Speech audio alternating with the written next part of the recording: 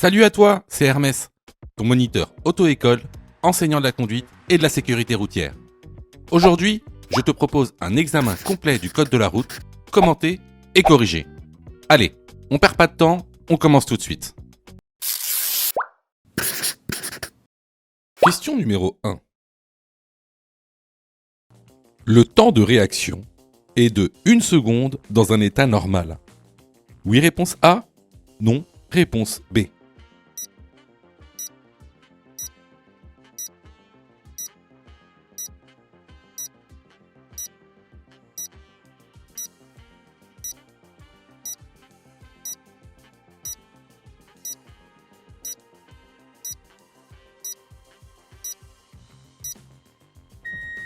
Alors, qu'est-ce que le temps de réaction ? Le temps de réaction, c'est le temps que vous allez mettre entre le moment où vous percevez un danger, par exemple ici le piéton, et le moment où vous allez agir, par exemple ici freiner. Alors, ce laps de temps est de 1 seconde pour tous les individus dans un état normal. À quoi il correspond de manière exacte ? Tout d'abord, la perception d'un danger. Ensuite, l'analyse du danger. Dans un troisième temps, une prise de décision va être faite. Et ensuite, vous allez agir. Par exemple, ici, freiner. C'est ce qu'on appelle le PADA. C'est un bon moyen mémotechnique pour s'en souvenir. Donc, la bonne réponse ici est la réponse A.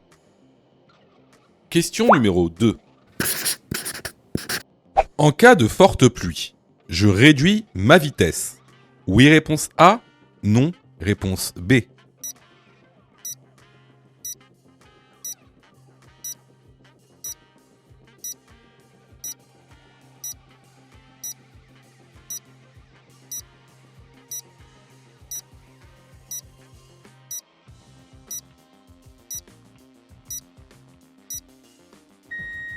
Alors, effectivement, en cas de forte pluie, qu'est-ce qui va se passer ? L'adhérence du pneumatique va fortement diminuer. Ce qui va entraîner quoi ? Une baisse de la manœuvrabilité de la voiture. Donc, une baisse du contrôle de la voiture. Donc, ce que je fais, c'est que je réduis ma vitesse pour mieux manœuvrer mon véhicule. Donc, ici, la bonne réponse est la réponse A. Question numéro 3.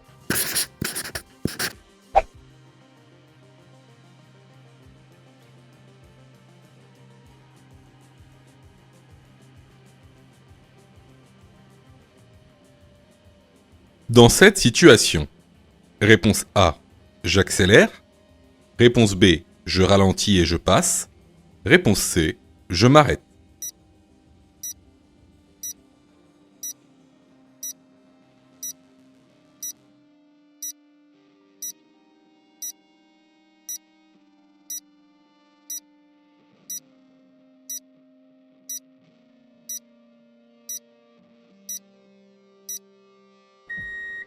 Alors, ici, on est sur une deux voies à sens unique. Donc, à notre droite, il y a un bus qui s'arrête à un arrêt de bus. Alors, pour ceux qui vont dire qu'on ne sait pas s'il y a un arrêt de bus ou pas, si, on le sait. Et pourquoi on le sait ? Parce qu'il s'arrête et il a mis ses clignotants droits.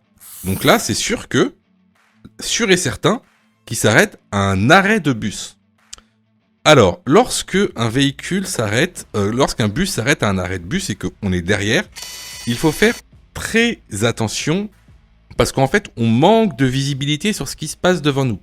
Il pourrait très bien y avoir, par exemple, des piétons qui essayent de traverser la rue. Et s'ils veulent traverser la rue, vous n'allez pas pouvoir les voir. Donc, ce qu'on fait ici, c'est qu'on ralentit et on passe. Voilà, on fait attention, on ralentit et on passe. Alors, pour ceux qui vont dire, j'ai cru qu'il n'y avait pas assez de place pour que je passe. Si, là vraiment, là, il y a assez de place pour que vous puissiez passer avec une voiture. Donc ici, la bonne réponse est la réponse B. Question numéro 4. Je peux dépasser ce véhicule. Oui, réponse A. Non, réponse B.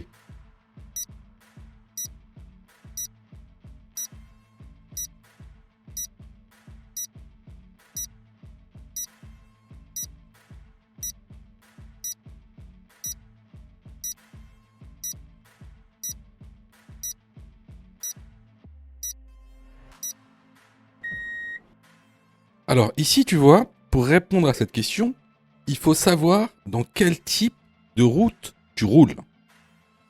Et pour ça, il faut bien connaître son code de la route. Comment savoir sur quel type de route je roule en général? Eh ben, on regarde les marquages au sol.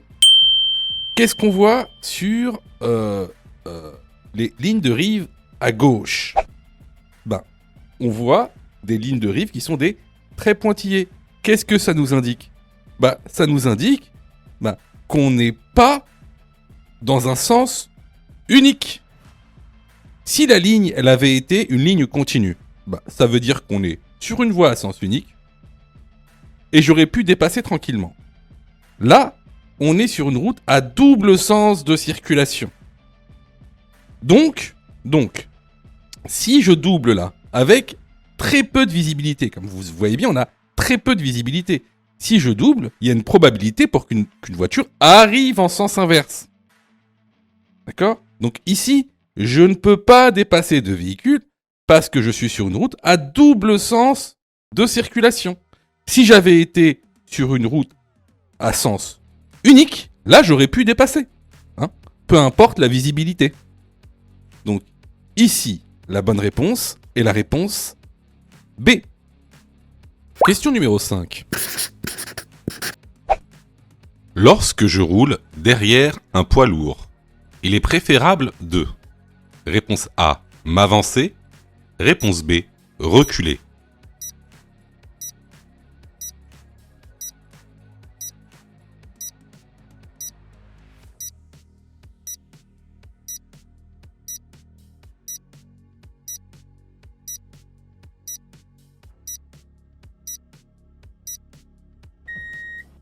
Alors, qu'est-ce qu'il est préférable de faire lorsqu'on roule derrière un poids lourd? Ici, on va parler de visibilité et donc de champ de vision. Regardez ce qui se passe quand on roule trop près d'un poids lourd au point de vue du véhicule qu'il y a derrière. Quand on roule trop près d'un poids lourd, on a notre champ de vision. Vous voyez, j'ai mis le champ de vision en vert, ce qu'on voit. Notre champ de vision est plutôt petit. D'accord? Regardez. Si je me recule par rapport au poids lourd, vous voyez bien que maintenant on a beaucoup plus de visibilité et que notre champ de vision est plus grand. Il est beaucoup moins obstrué. En rouge, c'est le champ de vision obstrué. En vert, c'est le champ de vision réel, celui que tu vois. Donc, pour un conducteur qui suit un poids lourd, il sera préférable de reculer pour ouvrir son champ de vision et avoir une meilleure visibilité. Mais aussi, c'est préférable pour le poids lourd lui-même. N'oubliez pas qu'il a un gros gabarit. Donc, regardez, si vous êtes trop proche du poids lourd, lui avec ses rétroviseurs, parce qu'il peut que utiliser ses rétroviseurs extérieurs, voici ce qu'il verra. Il verra quasiment rien. Il verra même pas que vous êtes derrière lui. Alors que si vous reculez, là, il va pouvoir vous voir. Donc, c'est préférable pour celui qui est derrière le poids lourd et pour le poids lourd lui-même. Donc, pour répondre à la question, lorsque je roule derrière un poids lourd, il est préférable de reculer. La bonne réponse ici est la réponse B. Question numéro 6. Un enfant de moins de 10 ans peut être sur le siège avant si... Réponse A, il le souhaite. Réponse B, c'est le seul siège équipé d'une ceinture. Réponse C, les places arrière sont occupées par des enfants de moins de 10 ans.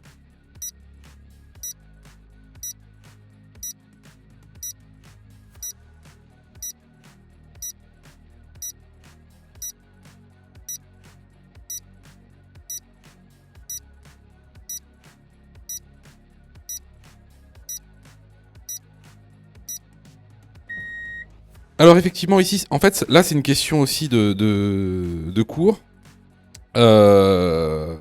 Donc légalement, les enfants de moins de 10 ans doivent être assis à l'arrière avec des sièges adaptés à leur morphologie. Alors, il peut aussi, les enfants de moins de 10 ans peuvent aussi aller à l'avant du véhicule selon certaines conditions. Si c'est le seul siège qui est équipé par une ceinture, et si les places arrière sont occupées par des enfants de moins de 10 ans. Donc ici, les bonnes réponses sont les réponses B et C. Je vois que tu es super motivé pour avoir ton code. Alors, soutiens la chaîne en t'abonnant et surtout en activant les notifications afin d'être prévenu des dernières vidéos mises en ligne. Question numéro 7. Lors du contrôle technique, l'opérateur vérifie l'état du système de freinage obligatoirement. Oui, réponse A. Non, réponse B.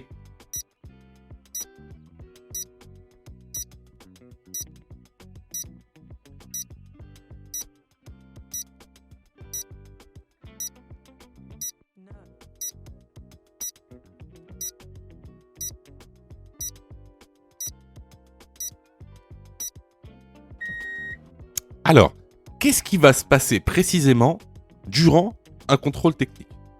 Eh bien, l'opérateur, il va vérifier à peu près une centaine de points. Ces points, ils sont regroupés en catégories. Par exemple, comme tu le vois ici, il y a la catégorie concernant la visibilité, la catégorie concernant la direction, la catégorie concernant l'identification du véhicule, et parmi tant d'autres, il y a la catégorie qui concerne les équipements de freinage. Alors, comment ça va se passer exactement ? À l'issue de ce contrôle, l'opérateur, il va te transmettre donc ce qu'on appelle un procès-verbal de contrôle technique. Donc, comme tu le vois, alors ça, c'est un procès-verbal de contrôle technique réel. Et comme tu le vois à droite, dans un quart de droite, il va répertorier les défaillances selon des catégories également. Tu as les défaillances majeures, mineures et critiques. Alors, si tu n'as que des défaillances mineures, alors le résultat de ton contrôle technique sera favorable.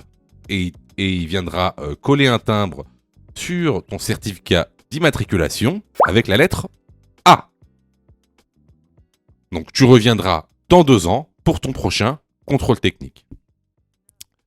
S'il y a des défaillances majeures, alors le résultat du contrôle sera défavorable. Une contre-visite sera obligatoire et tu auras 2 mois pour faire les travaux nécessaires pour lever ces défaillances. Et il apposera sur ta carte d'immatriculation un petit timbre avec la lettre S cette fois-ci. Alors, finalement, si tu as des défaillances critiques, alors là, ça va pas être pareil. Donc, le résultat du contrôle sera défavorable. Par contre, tu ne pourras pas utiliser ta voiture à partir de minuit le jour du contrôle. Donc, il y aura une contre-visite obligatoire dans les 2 mois et il apposera un timbre sur ta carte d'immatriculation avec la lettre R. Alors, pour répondre à la question, lors du contrôle technique, l'opérateur vérifie l'état du système de freinage obligatoirement. La bonne réponse est la réponse A. Question numéro 8. Si je roule trop vite, je peux me faire flasher. Oui, réponse A. Non, réponse B.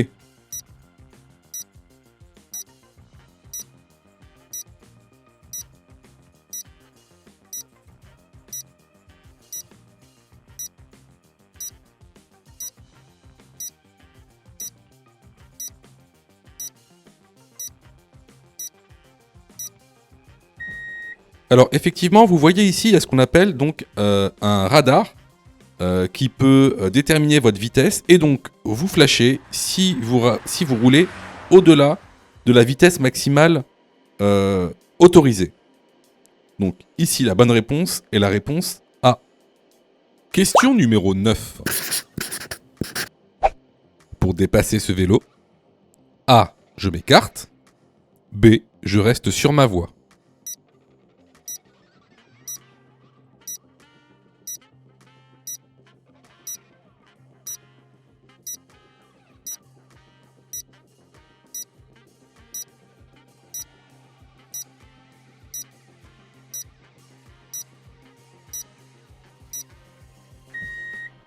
Alors, ici, on se retrouve dans une situation où, comme vous le voyez à droite, on a donc une ligne discontinue épaisse, donc un marquage au sol qui indique une voie réservée, et puis, bon, on le voit mal, mais il y a un dessin de vélo dans cette zone. Donc, on est bien sur une bande cyclable, et non pas une piste cyclable.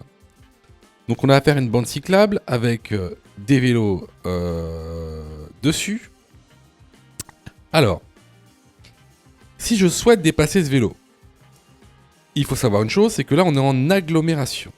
Donc en agglomération, je dois avoir une distance d'environ 1 mètre entre moi, entre le véhicule et le vélo.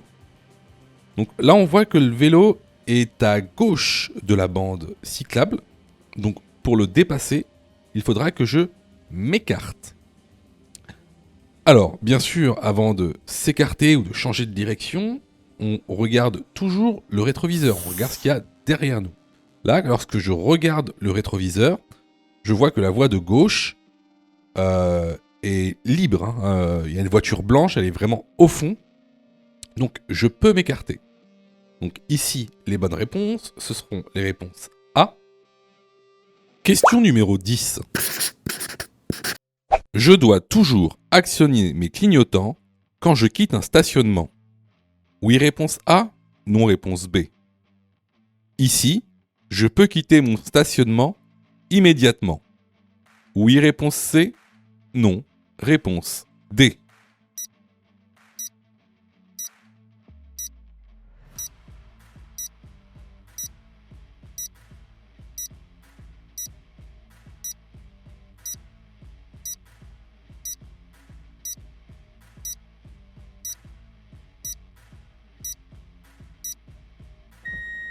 Alors, est-ce que je dois toujours actionner mes clignotants quand je quitte un stationnement? Eh bien oui.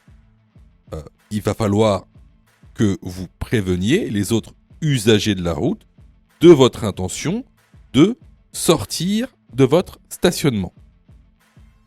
Ensuite, ici, est-ce que je peux quitter mon stationnement immédiatement? Alors, si vous regardez le rétroviseur gauche, vous allez vous apercevoir que vous avez un vélo et un bus juste derrière. Alors ici, comment on fait pour quitter son stationnement? Ce que vous allez faire, c'est déjà, vous allez attendre que le vélo et que le bus passent. Une fois qu'il y aura personne sur votre rétroviseur, là, vous mettrez votre clignotant. Vous devrez alors vérifier votre angle mort, c'est-à-dire vérification en vision directe, et ensuite, vous allez pouvoir quitter votre stationnement en sécurité. Donc ici, les bonnes réponses sont les réponses A et D. Sais-tu que Mon Code de la route est aussi une plateforme pédagogique qui te permet de passer ton examen du code à partir de seulement 9,90 €. Et on a même conçu, spécialement pour toi, un programme qui te permet d'obtenir ton code en un temps record. C'est le programme Mon Code en 10 jours. Avec un calendrier de révision personnalisé, un contenu pédagogique par thème conforme à la nouvelle réforme, des nombreux tests d'examen blanc issus de l'examen officiel, accessible sur smartphone, tablette et PC durant 1 an et en accès illimité. Et surtout, cette formation est 100% remboursée en cas d'échec à l'examen. Alors, si tu souhaites obtenir ton code du premier coup sans te ruiner et sans risque, rejoins notre programme en cliquant sur le lien en description de la vidéo. Pour ça, tu as juste à cliquer sur le lien en description et à choisir ta formule. Question numéro 11. Je place mon pied. Réponse A. Devant la pédale de frein. Réponse B. Devant la pédale d'accélérateur.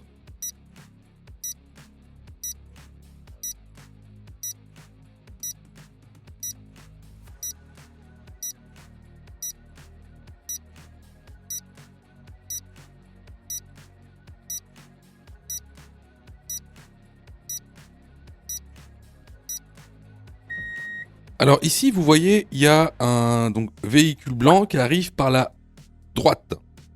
Cependant, il a un stop. Donc, j'ai la priorité. Par contre, il est possible que la personne ne nous ait pas vus. Donc, au cas où, on anticipe par mesure de sécurité et on met son pied devant la pédale de frein. La bonne réponse ici est la réponse A. Question numéro 12. En agglomération, l'utilisation du klaxon est interdite de manière générale. Oui, réponse A. Non, réponse B. Autorisée en cas de danger immédiat. Oui, réponse C. Non, réponse D.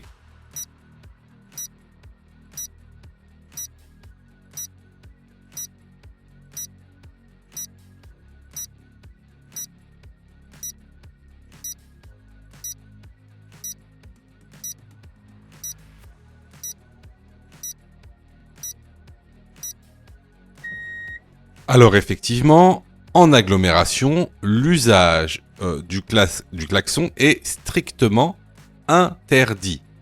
Alors, il y a une exception, effectivement, lorsque un danger immédiat se présente, alors vous pouvez l'utiliser. Donc ici, les bonnes réponses vont être les réponses A et C.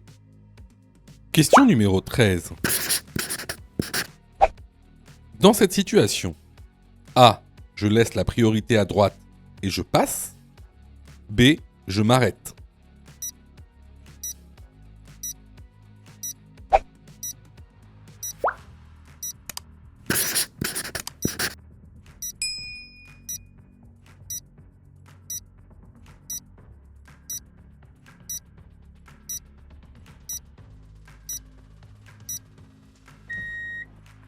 Alors, on va regarder la vidéo encore une fois, et regardez.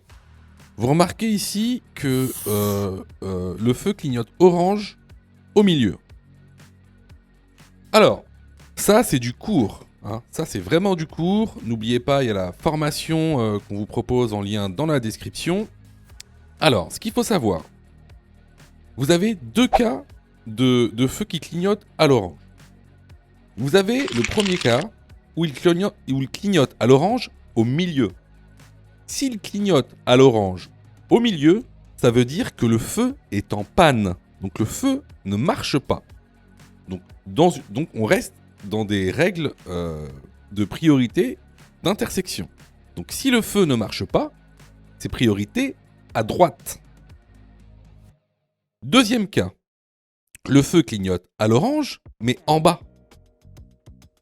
Là, c'est différent. Là, le feu fonctionne. Mais en fait, il sert à réguler la circulation. En général, vous trouverez les feux orange clignotants en bas la nuit dans les villes. Enfin, en agglomération de nuit. Pour réguler, en fait, la circulation.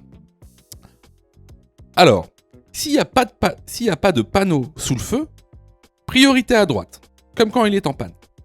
Par contre, souvent, quand ce sont des feux de régulation, donc avec le feu orange qui clignote en bas, il y a des panneaux sous le feu, notamment des panneaux de priorité. Soit des panneaux qui vous laissent la priorité sur toute la route, soit des panneaux qui vous laissent la priorité sur la prochaine intersection. Ici, il n'y a pas de panneau de priorité sous le feu, il y a seulement un panneau d'interdiction de tourner à droite, mais il n'y a pas de panneau de priorité. Le feu clignote au milieu, donc il est en panne. Alors, je laisse la priorité à droite et je passe.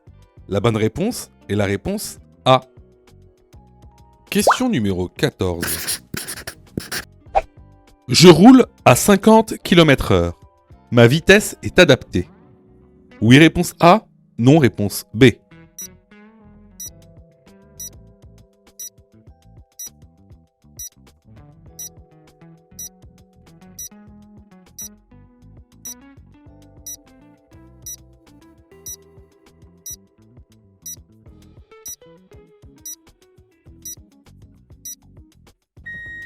Alors, ici, on va voir trois facteurs.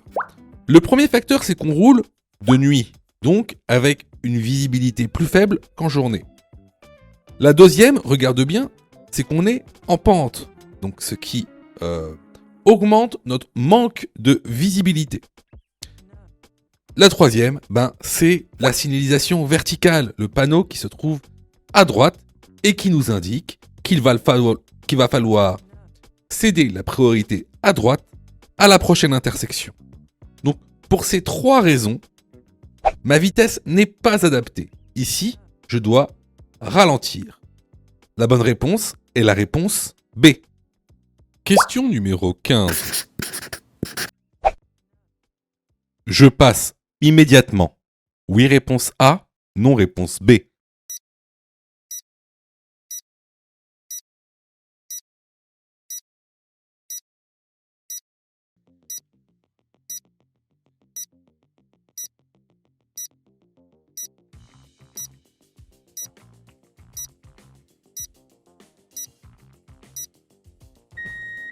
Alors ici, encore une fois, question facile. Même si le feu est vert pour nous, il y a des piétons sur le passage piéton. Donc là, on ne peut pas passer immédiatement. Un piéton sera toujours prioritaire s'il est sur la chaussée. Peu importe la route ou la chaussée. Donc ici, la bonne réponse est la réponse B. Question numéro 16.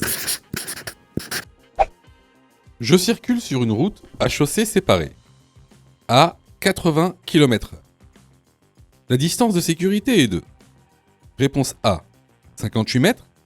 Réponse B, 48 mètres. Dans cette situation, ma distance de sécurité est bonne. Oui, réponse C. Non, réponse D.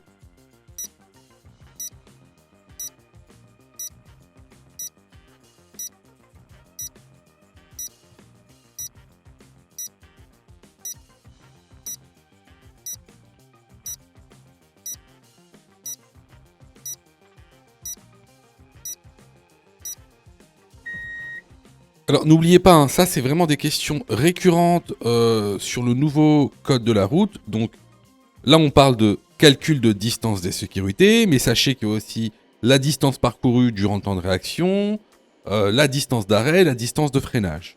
Donc il y a pas mal de calculs à connaître pour le nouvel examen du code de la route. Réforme 2023. Alors, ici, on nous demande si la distance de sécurité est de 58 mètres ou de 48 mètres. Alors, c'est très simple. C'est vraiment une question de cours. Là, on roule à 80 km/h.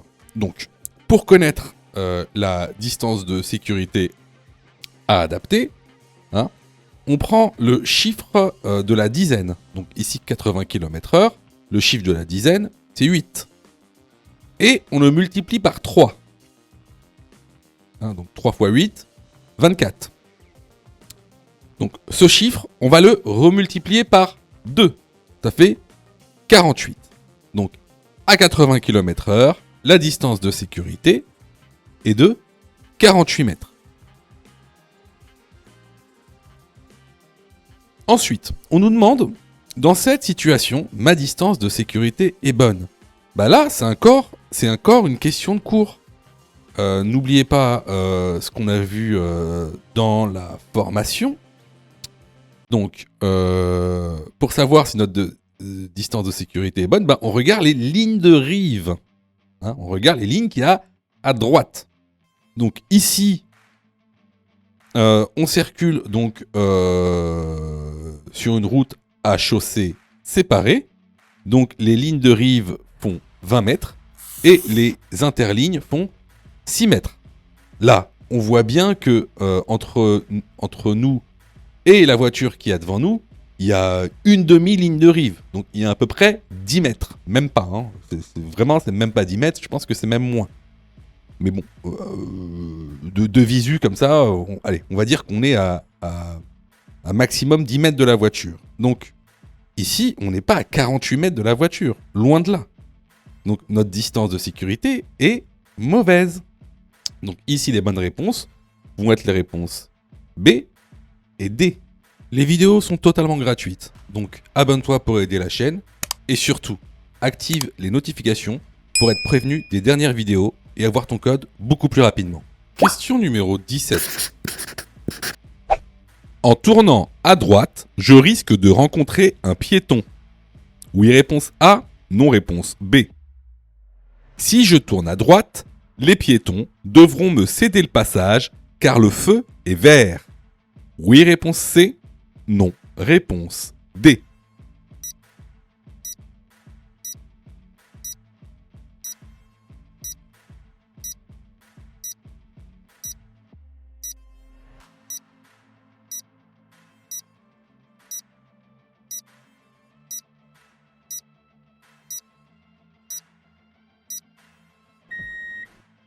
Alors cette question elle est super intéressante parce que vous avez beaucoup de mal, surtout en conduite.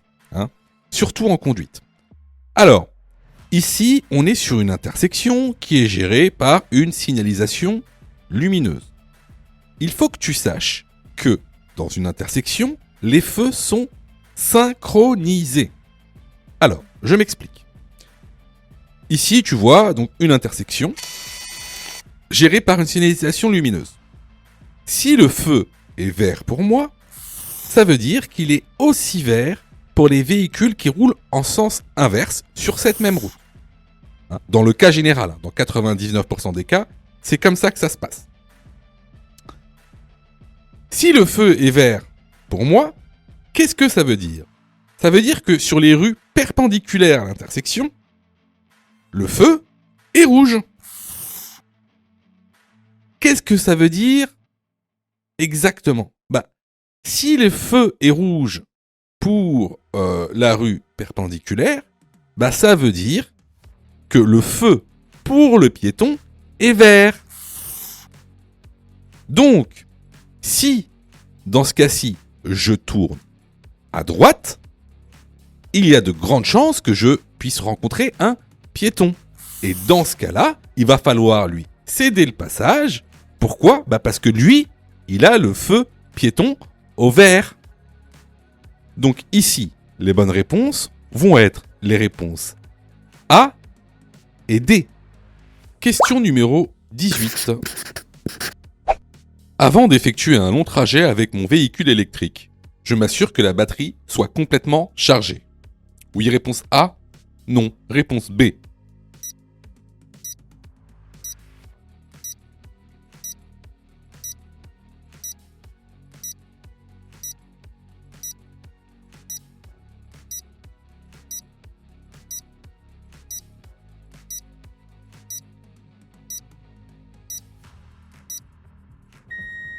Alors, il y a deux choses à faire avant un long trajet lorsqu'on a un véhicule électrique. La première chose, c'est de charger sa batterie suffisamment. La deuxième chose, c'est de vérifier tous les points de recharge le long de votre trajet. La bonne réponse ici est la réponse A. Question numéro 19. Les enfants de moins de 10 ans doivent être installés à l'arrière du véhicule. Oui, réponse A. Non, réponse B.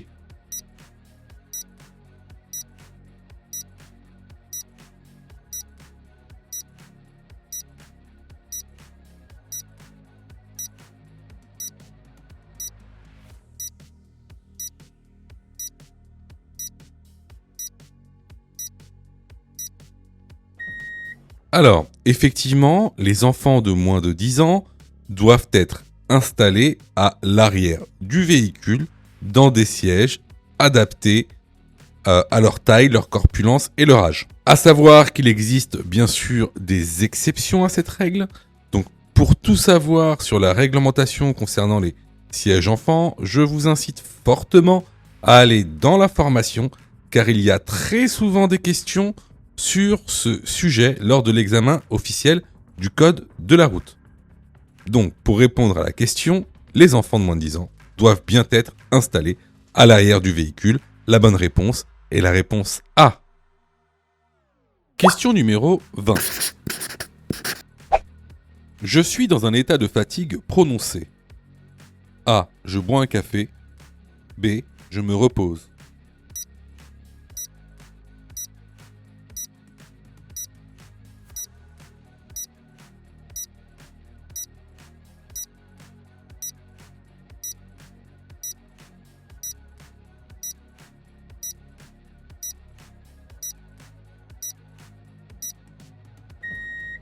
Alors ça, c'est la chose j'aime beaucoup cette question parce que beaucoup de gens pensent que boire un café va leur permettre de sortir momentanément d'un état de fatigue. C'est faux. Vous savez, si le café ne vous fera rien. Si vous êtes fatigué, il faut vous reposer. Hein. Si vous avez faim, il faut manger. Et si vous êtes fatigué, il faut se reposer. C'est pas le café qui vous permettra de tenir. Donc ici, la bonne réponse est la réponse B. Question numéro 21.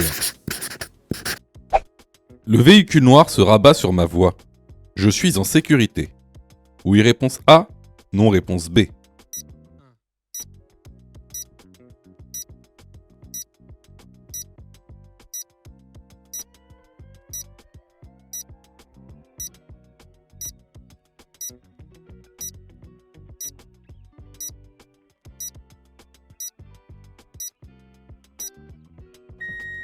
Alors ici, on est sur autoroute ou sur route.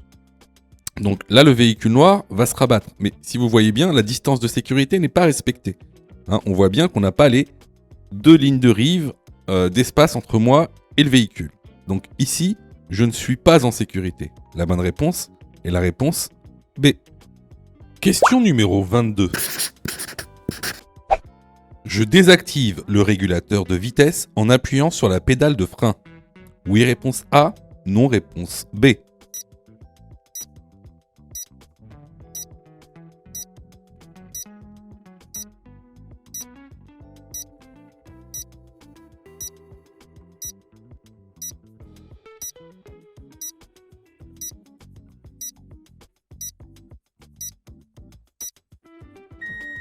Alors, tout d'abord, comment fonctionne un régulateur de vitesse ? Alors, le régulateur de vitesse, c'est une fonction qui permet de maintenir ton véhicule à une vitesse présélectionnée sans appuyer sur l'accélérateur. Alors, pour mettre en service le régulateur de vitesse, il faut appuyer sur le contacteur Mode pour sélectionner la fonction de régulateur de vitesse. Ensuite, il y a un petit témoin qui s'allume et le message régulateur prêt, 7 pour activer, apparaît sur le tableau de bord. Donc là, il attend que tu mettes une vitesse. Donc pour définir la vitesse, donc tu pousses la commande 7 plus pour augmenter la vitesse ou 7 moins pour la diminuer. Donc après, vous allez avoir un petit témoin qui va s'allumer en vert. Ici, 70. Donc là, tu peux retirer ton pied de la pédale d'accélérateur. Tu pourras désactiver le régulateur tout simplement en appuyant sur la pédale de frein. Donc ici, la bonne réponse est la réponse A. Question numéro 23. Je roule à 130 km/h sur autoroute durant ma période probatoire. Réponse A. Je suis en excès de vitesse. Réponse B. Je roule à vitesse réglementaire.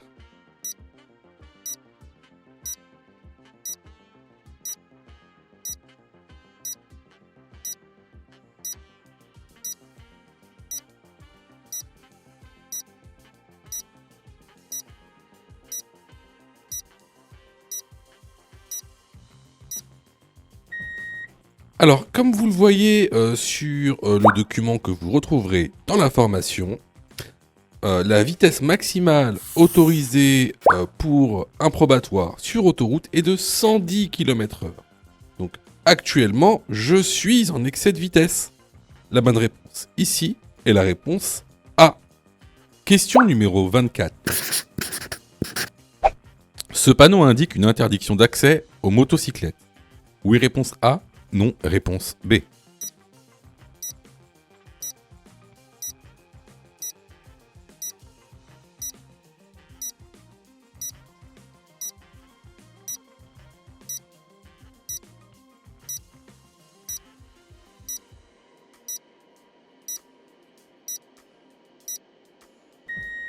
Alors, ce panneau interdit l'accès aux cyclomoteurs.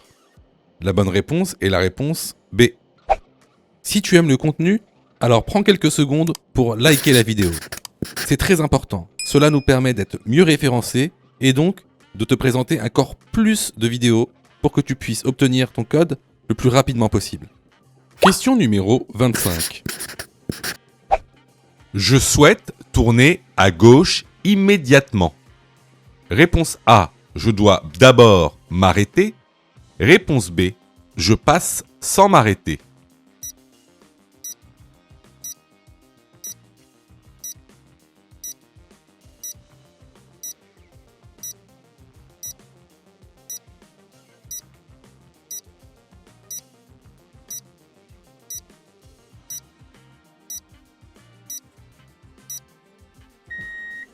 Alors ici, on souhaite tourner à gauche. Seulement, si tu vois bien, à gauche, on a un passage piéton, en plus qui est régulé par une signalisation lumineuse. Regarde ici, on a la signalisation lumineuse vert, c'est-à-dire que là, c'est au piéton de passer.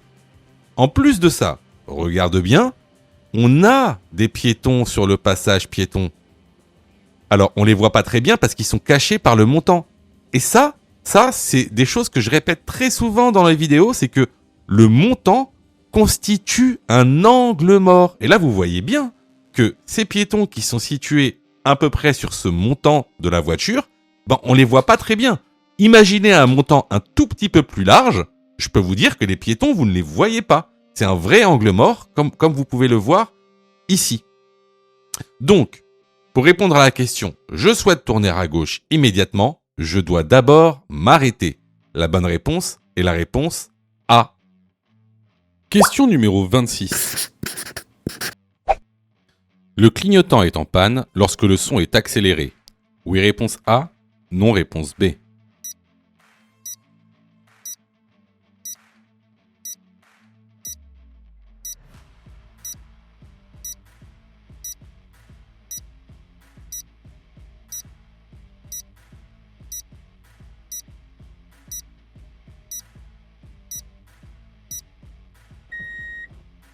Alors, voici le son d'un clignotant qui marche correctement.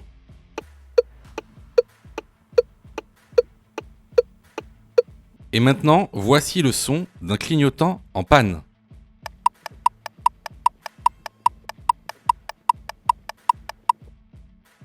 Donc vous remarquerez que le son est accéléré. Donc la bonne réponse ici est la réponse A. Question numéro 27. Je change de voie pour aller plus vite. Oui, réponse A. Non, réponse B.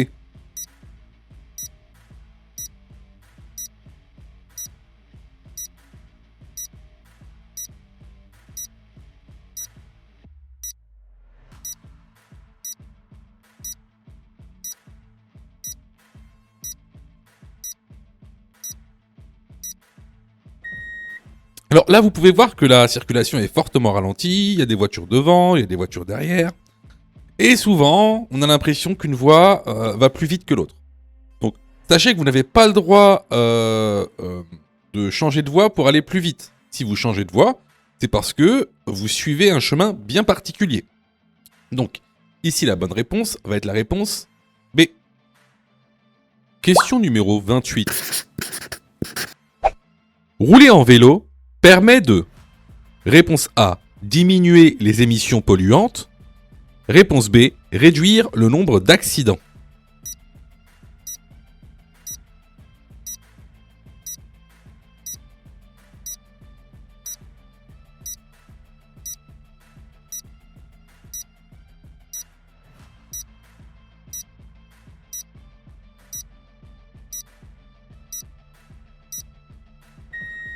Alors effectivement, se déplacer en vélo fait partie de l'écomobilité. Tout comme les déplacements via les transports en commun, l'écopartage ou le covoiturage. Le déplacement en vélo permet donc de réduire les émissions polluantes, mais également les émissions sonores. Par contre, il ne permet pas de réduire le nombre d'accidents. La bonne réponse ici est la réponse A. Question numéro 29.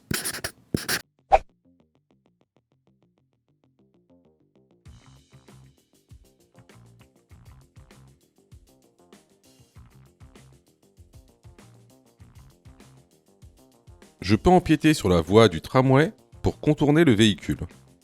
Oui, réponse A. Non, réponse B.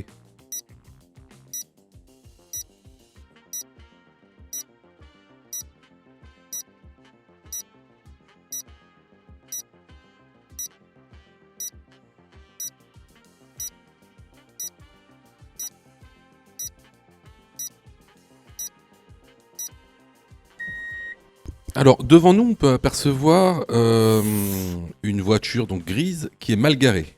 Donc là, si je reste sur ma voie, il y a des chances pour que je percute ce véhicule. Alors, avant d'emprunter momentanément la voie du tramway, bah déjà je regarde si il y a un tramway sur la voie ou peut-être une voiture qui veut me dépasser. Alors, lorsqu'on regarde le rétroviseur extérieur gauche, on voit qu'il n'y a rien, ni tramway, ni voiture. Donc je peux empiéter de manière momentanée sur la voie de tramway pour pouvoir dépasser le véhicule mal garé. Donc la bonne réponse ici, c'est la réponse A. Question numéro 30. Je tourne à droite. Je me prépare à m'arrêter. Oui, réponse A.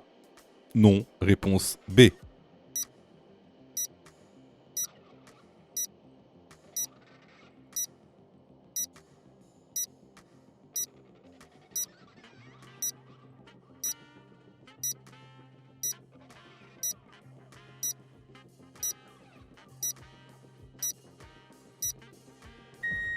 Alors ici, comme vous pouvez le voir juste à droite, il y a donc un enfant avec ses parents qui ont de grandes chances de traverser la rue. Donc effectivement, si je tourne à droite, il va falloir que je me prépare à m'arrêter. La bonne réponse est la réponse A. Question numéro 31. Pour estimer mon alcoolémie, je peux utiliser un éthylotest chimique. Oui, réponse A. Non, réponse B. Un éthylotest électronique. Oui, réponse C. Non, réponse D.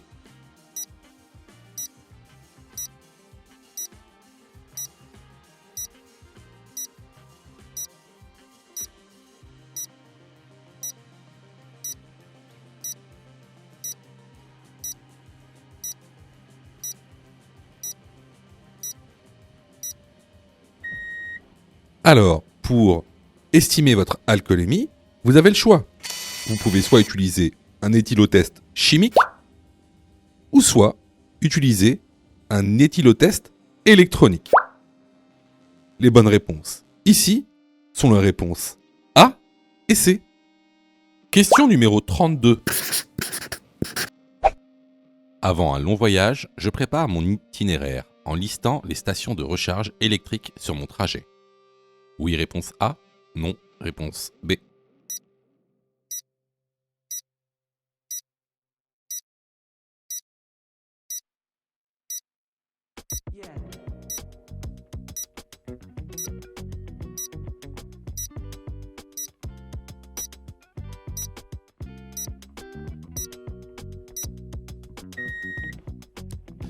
Alors, votre voiture électrique contient une batterie avec une certaine autonomie. Donc, avant un long voyage, bien sûr, je le prépare et je regarde les stations donc, de recharge qui se trouvent sur mon itinéraire. La bonne réponse est la réponse A. Alors, vous voyez, il y a beaucoup de gens, en fait, je sais, je sais que vous vous êtes trompés. Enfin, beaucoup d'entre vous se sont trompés. Je sais que vous passez beaucoup de temps à réviser votre code. Je le sais.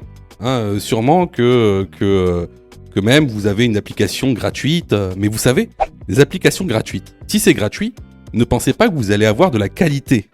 D'accord ? Ne pensez pas ça. C'est pas pour rien qu'il y a 40% de taux d'échec. Quasiment la moitié des gens qui regardent cette vidéo vont rater leur code. Pas parce qu'ils n'ont pas travaillé, pas parce qu'ils sont nuls, parce que vous avez été mal formés. C'est pour ça que nous, on vous propose donc une plateforme de formation 100% dédiée au code de la route, réalisée par des professionnels, avec une méthodologie adéquate qui vous permettra d'avoir votre code de la route rapidement. En plus de ça, vraiment ça coûte pas cher. Vous pouvez commencer à vous former pour 9,90 €. Ça c'est la formule la plus basse. Sinon, vous pouvez même choisir la formule Mon code en 10 jours. Et avec cette formule, vous êtes 100% remboursé si vous ratez votre code. Simplement en envoyant la preuve de votre échec. Donc voilà, moi un petit conseil que je vous donne, surtout si vous êtes trompé à cette question, allez dans la plateforme, formez-vous correctement, vous allez voir, ça va bien se passer. Pour ça, tu as juste à cliquer sur le lien en description et à choisir ta formule. Question numéro 33. Les balais d'essuie-glace doivent être changés régulièrement. Oui, réponse A. Non, réponse B.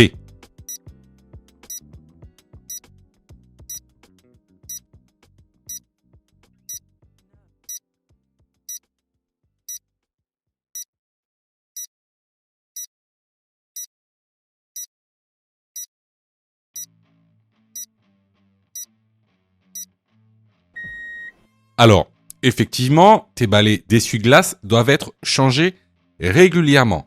C'est-à-dire lorsqu'ils sont usés. Tu pourras savoir qu'ils sont usés lorsqu'ils feront un grincement lorsque tu les actives. En général, on change les balais d'essuie-glace à peu près tous les ans. Donc la bonne réponse ici est la réponse A. Question numéro 34. Les rétroviseurs permettent de voir. Réponse A, en vision directe. Réponse B, en vision indirecte.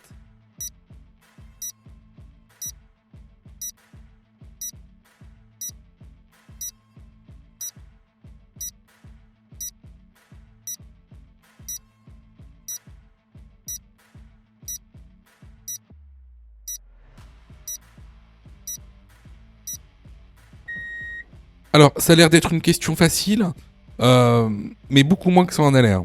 Surtout que c'est des notions très récurrentes dans les questions du code de la route. Alors, la vision directe, c'est quoi? La vision directe, c'est quand vous regardez quelque chose directement avec vos yeux. La vision indirecte, c'est quoi? C'est lorsque vous regardez quelque chose via l'intermédiaire d'un autre instrument. Donc ici, on est dans une voiture, donc les instruments, ça va être quoi? Ça va être tout ce qui est tous les miroirs, c'est-à-dire les rétroviseurs extérieurs et intérieurs. Donc les rétroviseurs, eux, permettent de voir en vision indirecte. La bonne réponse est la réponse B. Question numéro 35. Adapter une éco-conduite, c'est aussi rouler moins vite. Oui, réponse A, non, réponse B.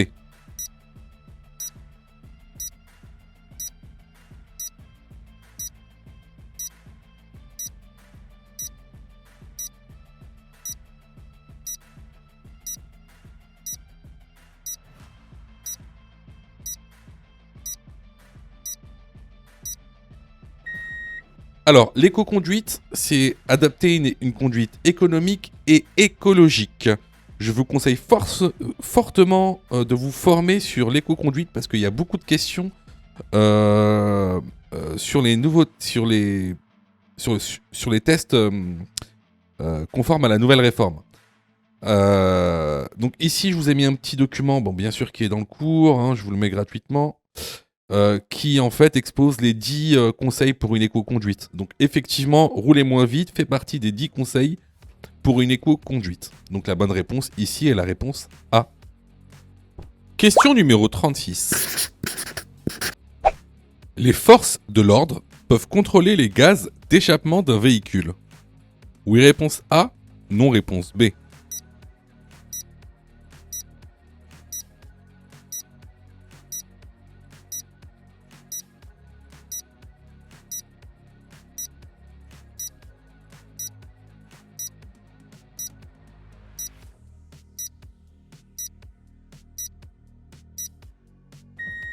Alors, bien sûr, il y a même des brigades habilitées qui font ces contrôles-là dans le réseau routier français. Donc la bonne réponse ici est la réponse A. Question numéro 37. J'appelle les urgences en composant le 112. Oui, réponse A, non, réponse B. Je suis géolocalisé avec cet appel. Oui, réponse C, non, réponse D.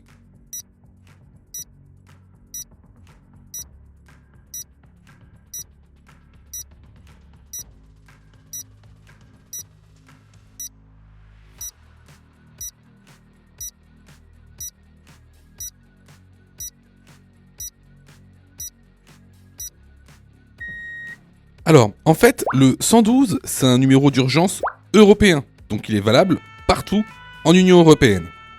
Il est gratuit et en plus de ça, lorsque vous appelez le 112, vous êtes directement géolocalisé.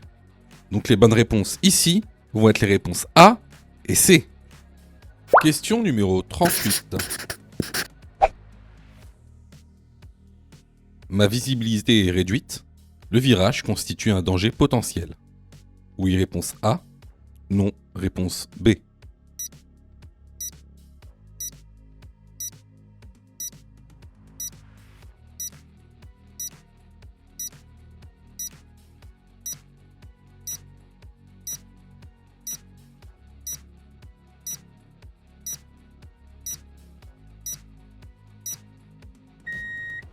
Alors tout d'abord, on peut voir à droite une balise d'obstacle. Donc cette balise d'obstacle nous informe d'un obstacle. Ici, c'est le petit muret qui est juste derrière lui. Ensuite, un peu plus loin, on a ce qu'on appelle une balise à chevron. Cette balise nous indique d'un virage dangereux. Donc, nous sommes bien en face d'un virage qui constitue un danger potentiel. La bonne réponse est la réponse A. Alors là, c'était vraiment une question de cours qu'on voit régulièrement dans la formation. Donc, si vous avez eu faux à cette question, vraiment, je vous incite vraiment à vous former, que ce soit chez nous ou ailleurs. Alors, je reçois plusieurs messages de votre part, d'ailleurs, je vous en remercie. Alors, vous me posez souvent deux questions. Alors, la première, c'est quand est-ce que je suis prêt pour passer mon code ? Et la deuxième, c'est est-ce que je dois suivre la formation ? Alors, tout d'abord, on va répondre à la première question. Quand est-ce que tu es prêt pour passer ton code ? C'est très simple. Si tu fais moins de 5 fautes sur les 5 dernières séries d'examens blancs que tu as fait, alors tu es prêt à passer le code de la route. Donc attention, ça veut dire qu'il faut que sur les 5 dernières séries que tu as faites, de manière consécutive, il n'y a pas une seule série où tu as fait plus de 5 fautes. Donc si tu as fait plus de 5 fautes à une seule série, il faut que tu continues à faire des examens blancs. La deuxième question.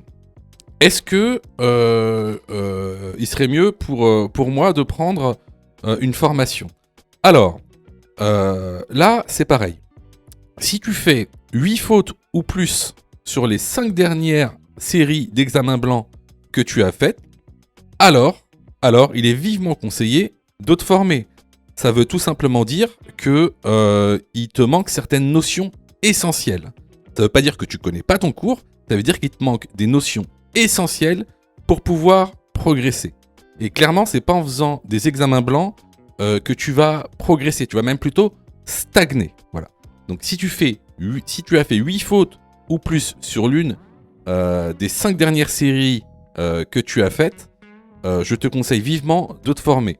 Surtout que on a mis en place donc une plateforme pédagogique qui répond vraiment à tous vos besoins. On a fait en sorte que tout le monde puisse se former au code de la route.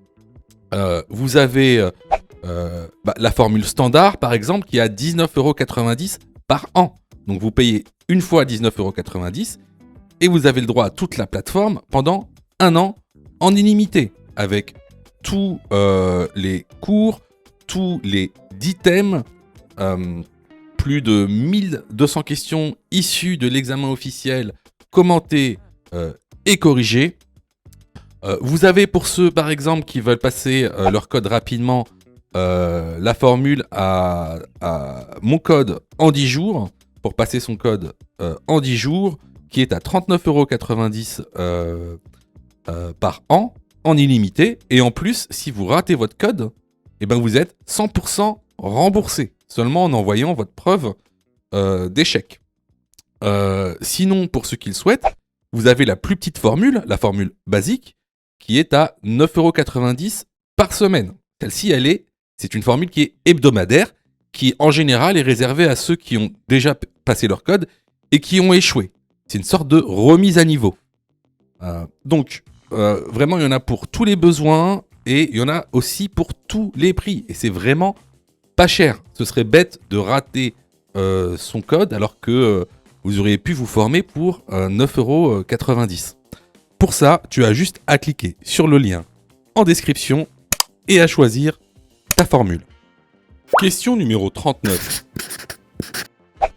Le système Start and Stop permet de réduire la consommation. Oui, réponse A, non, réponse B.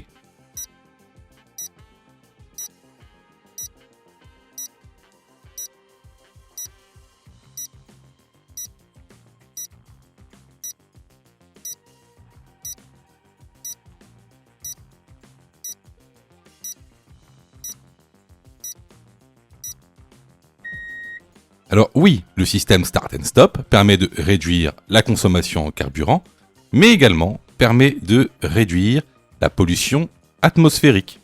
La bonne réponse ici est la réponse A. Question numéro 40. Je dépasse le vélo. Oui, réponse A. Non, réponse B. J'active mes feux de détresse pour prévenir d'un ralentissement. Oui, réponse C. Non, réponse D.